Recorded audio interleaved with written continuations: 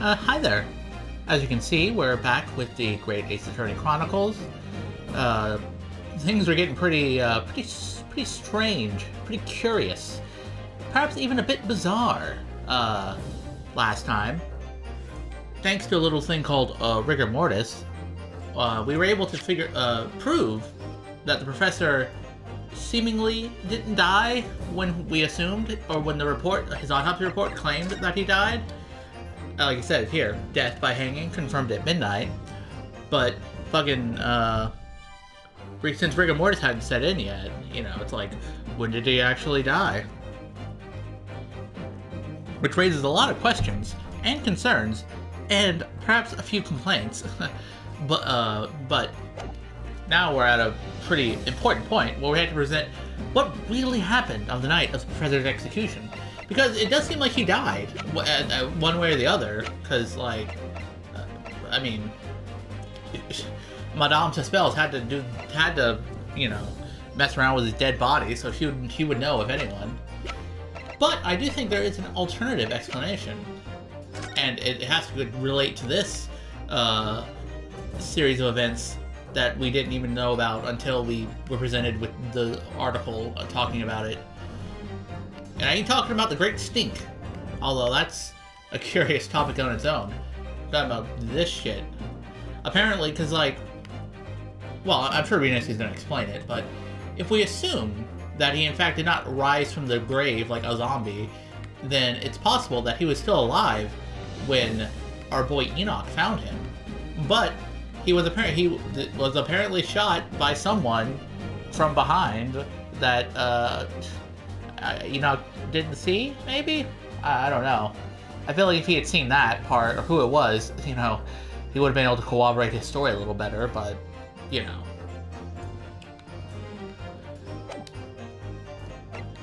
Either way, I think that explains what happened to our serial killing friend. So yeah, let's fucking take that! Throw it out there. I'm sure Renus is going to explain everything, because, he likes to explain stuff, but that's me showing I had my own thoughts, and I wasn't just throwing shit out there like I sometimes do. Also, I gotta say, the music in the Great Ace Attorney Chronicles, not always as flashy as some of the tracks from the other games, like the OG trilogy, or Apollo Justice, or so on, but it does, it suits to the mood.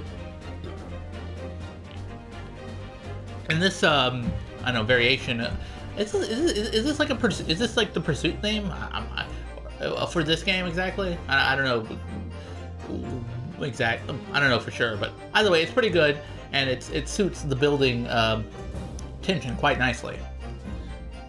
But anyway, what happened that night is written very plainly in this newspaper article.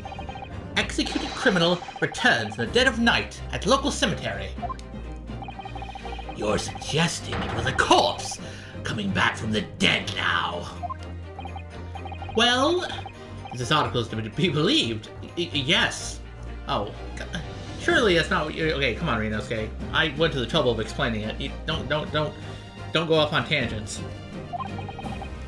The professor, assumed dead following his execution, emerged from his grave and was killed again. Objection! Do you have to... Okay, you don't have to, word it in, the really dumb way, Renosuke.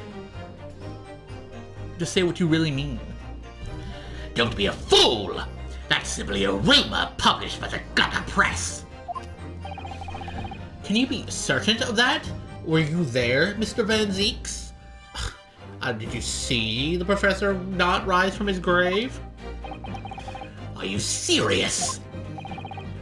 The point is, as the article says, there was a witness to what happened. My word!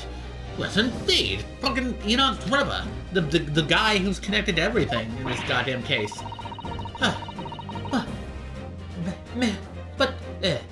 Sorry. The young man who stole into the cemetery by chance that night. Objection! Sorry, my French accent might still need a little refreshing. Of course there was a witness. The story didn't write itself. But obviously the man made it all up. And in any case, this was 10 years ago now. There would surely be no hope of finding him. Bro, Judge, did you not read the article yourself? Are you blind? I know you got the little pince-nez glasses, but come on. You use your eyes for something more than just looking like an idiot. Objection! The man's right here. On the contrary, my lord, we all know this witness well. What? Bro, it's right here. Fucking, they say his name. Enoch, Trevor. Read, motherfucker. Read. Are you suggesting, counsel, that you identified the person in question? I didn't identify shit. The article itself stated the person. That you know who claims to have seen these utterly incredible events take place. Yes, my lord, because I have eyes and I can read, apparently, unlike you fucking bozos. In fact, you could say that he's right here before my very eyes. Who will substantiate your latest claim now then, counsel? Who is the alleged witness of this staggering scene from the cemetery 10 years ago? Obviously, it was Iris. She was literally just popped out the womb, but she saw that shit, and she remembers it, because she's super smart, okay? Trust me. But no, again, obviously, it was fucking this dude. Like, again, this feels kind of obvious. I don't see why we're having to present it, because it was in the article that we presented, but okay. Also, apparently Enoch was 25 10 years ago. I mean, I guess college was, like, different back then. I mean, there's no age limit to going to university, I suppose. But, you know, still, a little old to be a student, but what do I know about fucking 19th century university? Apparently, Ryunosuke was in university, and he's, like, 23. So, you know. Anyway, Enoch. It's fucking Enoch. You bozos. The man in question is Mr. Enoch Drebber. Drebber! The previous witness? The special exhibit in the House of Horrors at Madame de Spell's Museum of Waxwork recreates that decade-old scene in great detail. Yeah, I mean, he's literally right there. Who do you think this waxwork model was? Then again, I guess we didn't present his model, we just presented the professor, so fair enough. The condemned criminal emerging from the grave, and beside the tomb, a young man with a lantern stumbling upon the terrifying sight. And that young man is a 10-year younger Mr. Enoch Drebber. Back when he was full of hope in dreams? I mean, I don't know. He didn't look too good in that model, but you know. Order, order, blah, blah, order. Again, this seemed kind of self-evident, but go on. Surely not, counsel. Drebber was there in Lowgate Cemetery. Again, I hate to keep belaboring the point, but just fucking read the evidence. I'm pretty sure you have access to this shit too, Mr. Van Zeeks. Mr. Dumb Idiot Guy. Like, was I the only one who actually looked at the fucking evidence? Okay, whatever. What is all this talk about Mr. Drebber? Is the name significant? Of course. Madame de Spells doesn't know, does she? Yes. It's extremely significant, madame. To your situation as well, in fact. Well, yeah, I guess you wouldn't have known that, who stole her waxwork model. What situation? The theft of the Professor Waxwork from your museum some days ago was perpetrated by the very same man. No, but that would mean... Well, it proves that there's links and connections to the events of the past and the events of the present. And also that, you know, our theory is more and more valid with each passing moment, because we're cool like that. Madame de Spells. It would appear you know the name. Enoch Drebber. Oh, you do know him? Oh, I thought you didn't know him. But okay. Yes, I know it. But long ago in the past. Wait, what? Yeah, what? Says Ryunosuke and myself? Oh my! Did you guys date? Is he your ex? Please, fill us in. Good gracious. Explain yourself. Tell us everything you know. Yes. Yes, of course. Oh, hey, I guess it's more testimony time. Oh. Okay, no, I mean, formal testimony. It's just exposition. The story of the young man and the terrible sight he witnessed in the cemetery 10 years ago. Oh, duh, I guess if he made the model of him, she had to have seen him, like, for physical reference at some point. Was published in every single newspaper in London and throughout Great Britain. However, in all of the articles, the witness was simply described as a certain young man. No, the fuck he wasn't. It mentions his name in this article right here. Enoch Drebber. I feel like it's a nitpick, but you know, come on. No details are published about his identity. His name was never revealed. Except it was. It really was. At least in the one article we got. Come on. Don't be dumb. Oh, okay. That is, apart from in one newspaper. Okay, so, okay, I'm glad they mentioned the one article that we have. Okay.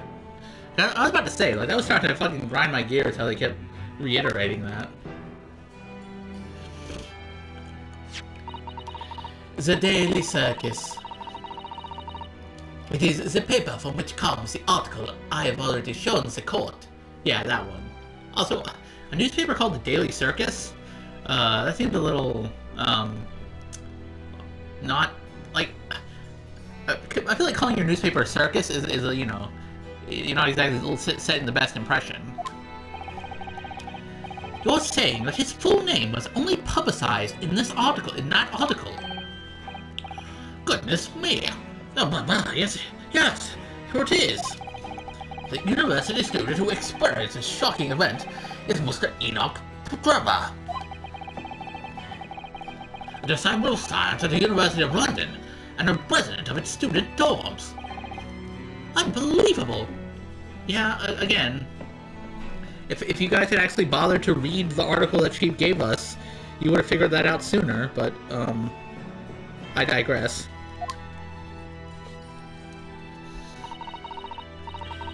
When I read the article, I went to meet with the man. His discovery of the condemned criminal coming back to life in the cemetery in the dead of night would make a perfect exhibit for my house of horrors, whether it was the truth or not. But like, also, why is that only that one single newspaper was the one that apparently decided to publish his name? Maybe that's like where the Daily Circus is supposed to be kind of like a hint that they're sort of like disreputable, or at least to the point where they would be more like tabloidy about it, you know? I don't know. I see. So you went to meet Mr. Drebber in order to sculpt a waxwork of the man, did you? Exactement. He was studying science at the University of London in those days. He was just a poor student. I paid him £5 to model for the waxwork. £5, huh? I mean, hey, you gotta make ends meet, I suppose.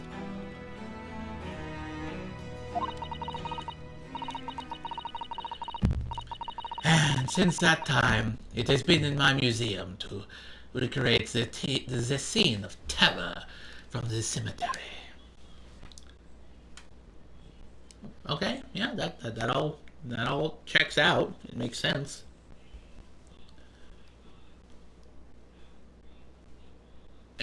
Anyone gonna say anything?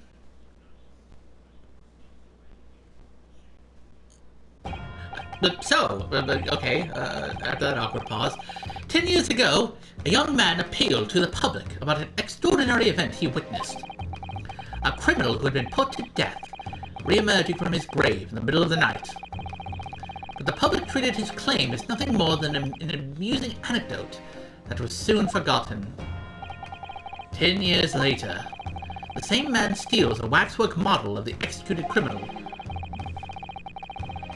ostensibly to use as a body double for the victim in the case we're discussing here today. Even though the waxwork's build is a poor match for the victim, and its face is obscured by a mask. Yeah, that's still a curious series of decisions that he made. So the question is, why would the man do such a thing?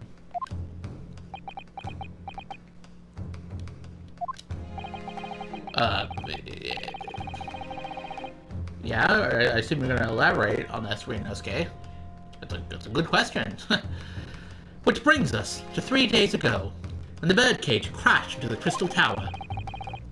If the birdcage had in fact contained not the body of Mr. Assman, but that same waxwork, the coroner from Scotland Yard, who investigated Dr. Scythe, would have noticed immediately. Yeah, that's true. And yet, she submitted this autopsy report for the victim, which the court has seen earlier. Yeah, true. Why? Because the waxwork was that of the professor. Is that what you're saying? Dr. Scythe put her name to a document confirming the death of a condemned criminal who was still alive. A criminal whose apparent resurrection was witnessed by Mr. Drebber. That misconduct was a deadly secret the coroner would do anything to protect. Oh, I see what you're putting down, Ryunosuke. Was the professor using the professor model, even though it was obviously not going to be a body double for the victim? Was it supposed to be like a blackmail kind of thing? Which is precisely why Mr. Drebber used that particular waxwork as the body double. Okay, I could have handled that a little better, but... My lord, this court must summon Dr. Scythe to the stand. The defense is determined to find out exactly how the coroner and Mr. Drebber are connected. But according to the missive I received this morning from the prosecutor's office, Dr. Scythe is unable to participate in these proceedings. Is that not the case? She told us so herself, didn't she? Yeah, apparently it's Strongheart's orders.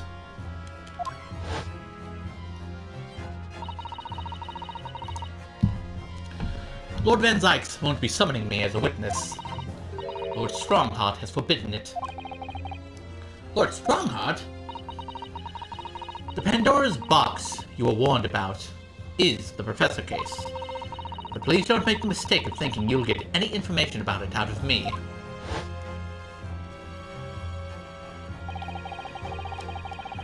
Something happened on the night of that killer's execution 10 years ago. And surely nobody would want to get to the bottom of that more than Lord Van Zykes. Yeah, he does have a personal stake in those events, that's for sure. The prosecution calls for the instructions in that missive to be scrapped. Oh shit. You know, he's going for it.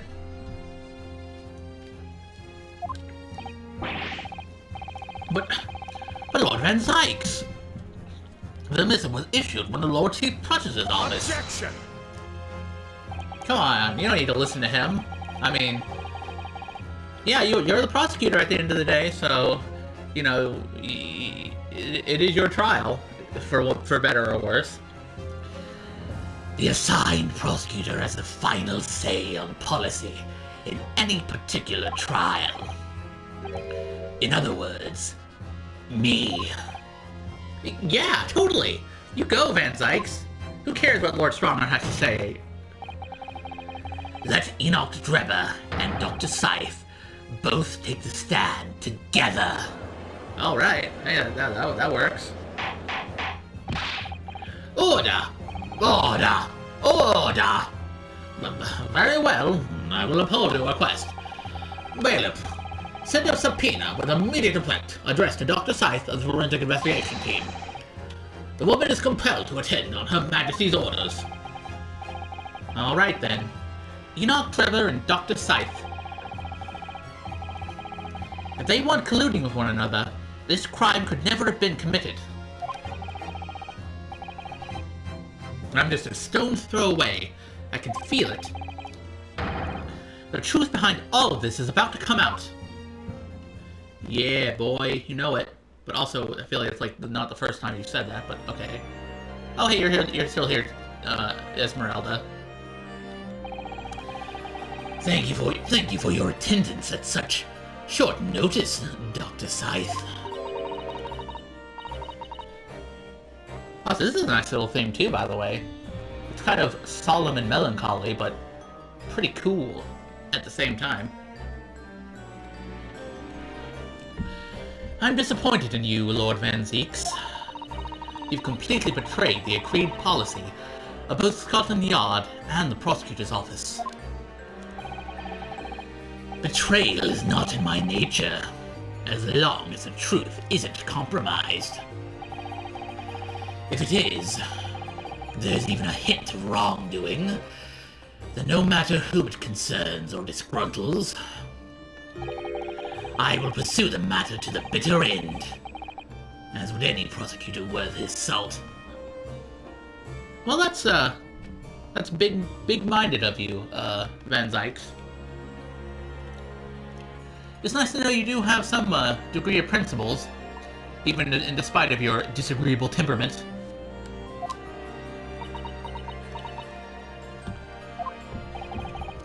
Mr. Drebber, you took the victim's life by means of a machine that you constructed in your workshop. I mean, I don't think he's just going to admit to that part of it, but, you know. And Dr. Scythe, as the investigating coroner, you were the first on the scene to examine the victim's body. It is the belief of the defense that you collaborated with each other and were both complicit in this crime. And what is your evidence? At present, we ain't got shit. But we do have a very significant clue. What are you talking about? I'm talking, of course, about the waxwork. This model of the killer, known as the Professor, who was sentenced to death 10 years ago. You don't need to tell me. I witnessed the man's execution with my own eyes, and officially pronounced him dead. That remains to be seen. Is that so? According to newspaper reports from the time, on the night following his execution, the killer came back to life. Tisk. Don't waste my time. And the sole witness to that mysterious event was you, Mr. Trevor, wasn't it? If what you saw in the graveyard that night 10 years ago wasn't some chilling fiction, but reality, it would make you privy to a very great secret of Dr. Scythe. A secret so profound, it could compel the coroner to agree to collaborate in your evil scheme, in fact. You don't fucking say anything in your own defense? Mr. Drebber, tell the court. Tell everyone the truth of what you saw that night in Lowgate Cemetery. So he was the student who saw it? You can see the resemblance, actually, can't you? With the man in Madame Tussauds, I mean. Surely he's not going to claim that's really what he saw, especially not after all these years. He was a research student at the University of London, was he? And a bit too clever for his own good, if you ask me.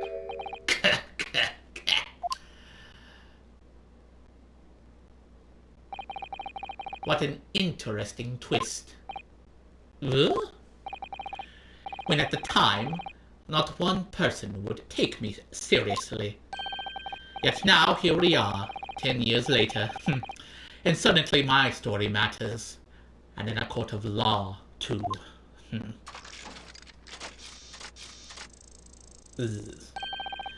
Very well then. If everyone so wishes, let's be frank. I'll tell you the truth of what happened that night, for what it's worth. Let's be frank. Well, I thought your name was Enoch, and my name's Ryanosuke, so I don't know who's gonna be frank over here.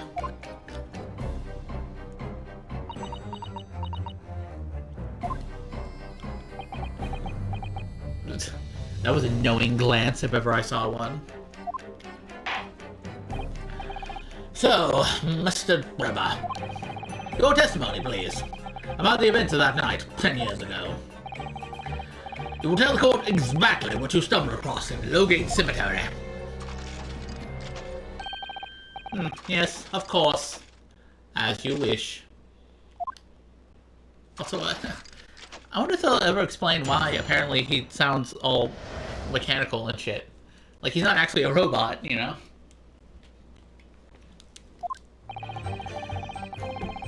The reason I was in Lowgate Cemetery at all 10 years ago was for a spot of moonlighting, shall we say. Yes, the illustration in that newspaper article was based on what I witnessed that night. But thinking back now, I realize that I never actually saw the professor. Really? Soon afterwards, I was visited by a young woman who sculpted a model of me from wax. Then I gave up on my dream of becoming a scientist. And it was all because of that newspaper article.